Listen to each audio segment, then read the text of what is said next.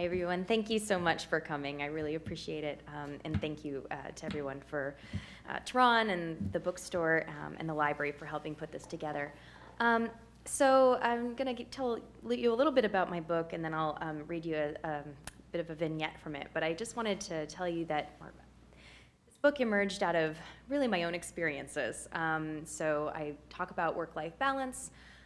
And I lived trying to figure out how to have children and a career at the same time. I'm still living through that, and I know many people do.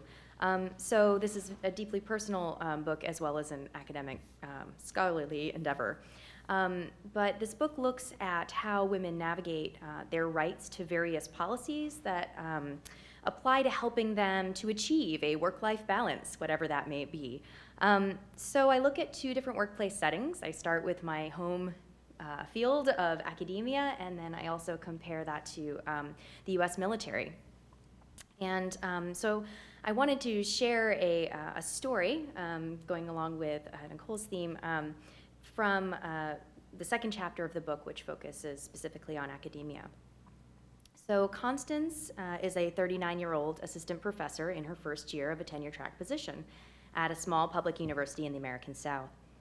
While she's on the job market in the year prior to our interview, Constance admits to having struggled with whether to get pregnant. I'm probably in a little bit of an unusual situation because of my age, she says.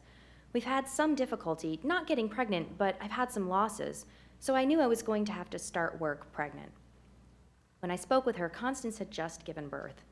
She says she timed her pregnancies so she would give birth during the summer months, thereby hoping to avoid any impact on her teaching. This timing was also important because, she says, I knew, because I had calculated all of this out, that I would not have maternity leave or modified duties because I hadn't yet been employed there for a year. I thought maybe they would kind of swing it, or maybe they could help me out with something, but I didn't know, and so that's why I timed it so I would have the baby in the summer. Constance said that she struggled considerably with the implications that starting a family would have on her career. She recounts feeling the dual pressure of trying to become a first-time parent at her age, she was 39 at the time, while at the same time starting a new job. Constance says she felt comfortable trying to get pregnant only in the window of time that would have allowed her to have a baby in the summer months before she started her job. Because, and this is a quote, I was worried about how it would look at my job. I mean, I'm a good worker, right? I'm a responsible person, and I didn't want to start off on what seemed like they would think of as an irresponsible thing.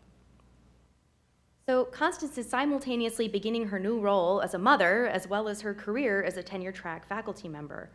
And the tension that she feels between her personal and professional life is one that other faculty members that I interviewed in this study expressed over and over again.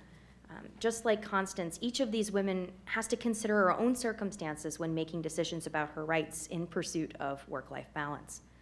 However, these faculty members, like Constance, must also consider both the formal and informal rules that govern their institutions and how they're going to respond to those rules.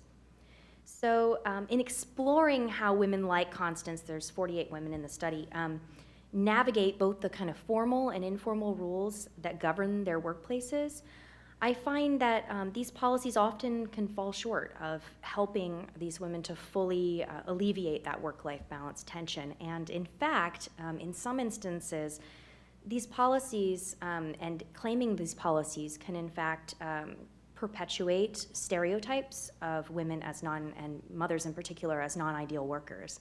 So possibly like Elizabeth, it's a critical stance, right? But in no way is it dismissing the fact that things like maternity leave and things like breastfeeding policies, paid family leave, which many of us are talking about right now, these are helpful things, right? But unfortunately, they're maybe just a Band-Aid. They're maybe not quite the way to bring about social change for moms in the workplace. Unfortunately, it's going to be a little bit more of an uphill battle, I find. So, thank you. Sorry, depressing.